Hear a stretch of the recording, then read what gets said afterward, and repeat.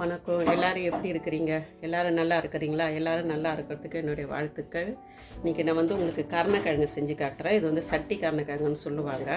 பெரும்பாலும் இது அரிக்குதுன்னு சொல்லிட்டு செய்ய மாட்டாங்க. அப்படியே செஞ்சாலும் அவிச்சு செய்வாங்க. இது அவிக்காத எப்படி செய்யலான்னு சொல்லிட்டுன்னு காட்டுறேன் வாங்க. இங்கே பாருங்கள், கருணக்கிழங்கு இந்த மாதிரி வெட்டிக்கணும். இது பாதி கருணக்கிழங்கு போட்டுக்கிறேன். பாருங்கள், இந்த அளவுக்கு வெட்டிக்கணும். இந்த அளவுக்கு இப்படி வெட்டிக்குங்க.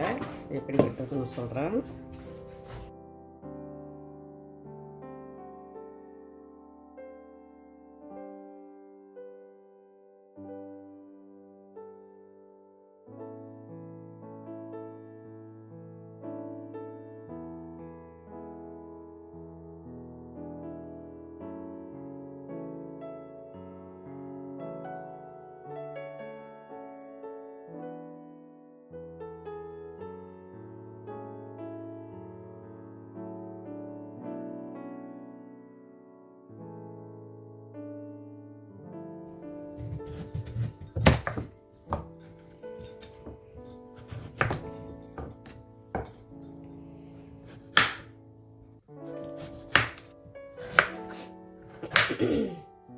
நான் சொல்கிற மாதிரி செய்யுங்க.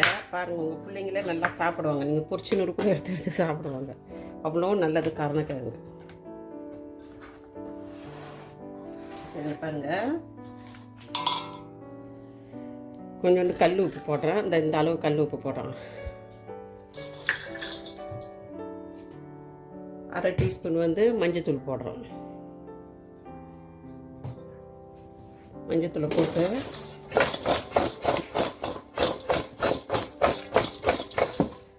இப்படி கலக்கினாலும் செய்யுங்க, இல்லை இப்படி செய்யுங்க. அப்படி இல்லைனாக்கா கையை அரிக்குனாக்கா நீங்கள் கையில் போட்டுக்கோங்க. எனக்கு பழக்கத்தினால நான் செய்கிறேன்.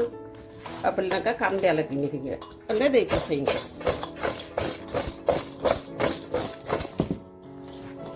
இப்படி செஞ்சுட்டு குறைஞ்சது ஒரு 15 நிமிஷம் 20 நிமிஷத்தை இதை அப்படியே விட்டுருணும்.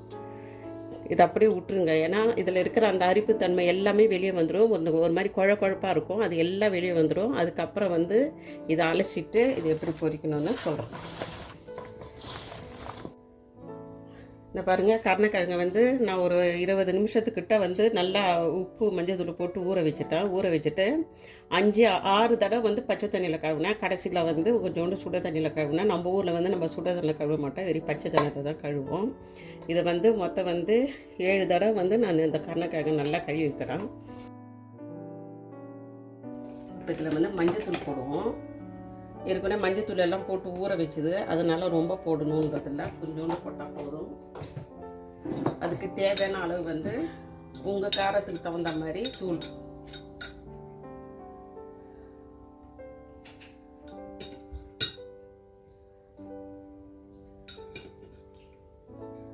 ஒன்றே 3/4 டீஸ்பூன் போட்டுக்கிறேன்.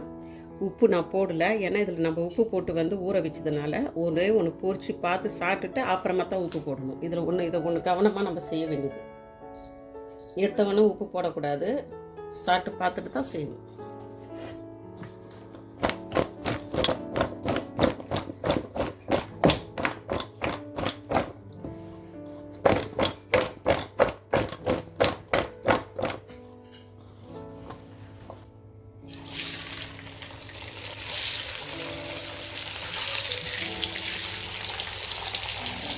அனல் மிதமான அனல், நார்மலான ஒரு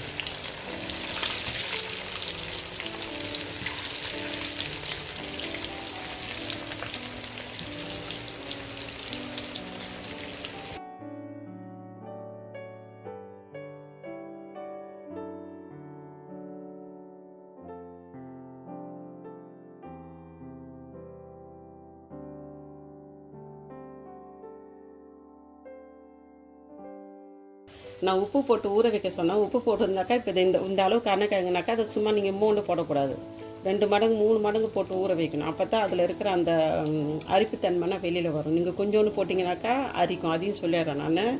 நீங்களும் இந்த மாதிரி செஞ்சு சாப்பிடுங்க. எல்லாம் சந்தோஷமாக இருங்க. அடுத்த வீடியோவில் பார்ப்போம். பாய்.